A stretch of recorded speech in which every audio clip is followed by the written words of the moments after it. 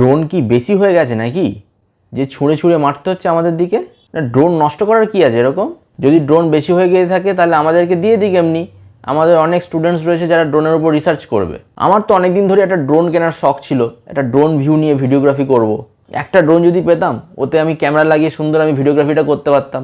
ফালতু ফালতু ড্রোনগুলো নষ্ট করছে। খেলা হচ্ছে নাকি? ব্যাডমিন্টন খেলা হচ্ছে এটা? দেখতে পাচ্ছে হেরে যাচ্ছে, তাও খেলে যাচ্ছে।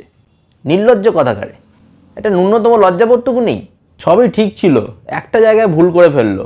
মোদিকে গিয়ে বল, এই কথাটা বলাটা ঠিক হয়নি। এটাতে মোদির সেলফ রেসপেক্টে আঘাত হয়েছে। যে দেশে 140 কোটিরও বেশি মানুষ বসবাস করে সেই দেশের প্রধানমন্ত্রী হচ্ছে মোদি। এরকমভাবে বলতে আছে নাকি? ইগো হার্ট হয়ে গেছে তো এবারে তো খেলা হবেই। মিলিটারি পাওয়ারে ওয়ার্ল্ডের টপ 5-এর মধ্যে আমরা রয়েছি। একটু জেনে শুনে বুঝে শুনে কথা বলিস। কাকে নিয়ে কথা বলছিস সেটা তো দেখবি। একটু যদি রামায়ণটা পড়তিস তাহলে আর এরকম করতিস না। হনুমানের লেজে কেউ আগুন লাগায়? হনুমানের লেজে আগুন লাগালে তো লঙ্কা জ্বলবেই। এখন জ্বলছে, দেখ এবার ঠেলা সামলা। 25শে বৈশাখ গেল, রবীন্দ্র জয়ন্তী ঠিকঠাক করে উদযাপনই করতে পারলাম না তোদের এই যুদ্ধের চক্করে। কি যে করিস না তোরা, সারা দিন ধরে সারা রাত ধরে ড্রোন ছুঁড়ে ছুঁড়ে মারছিস।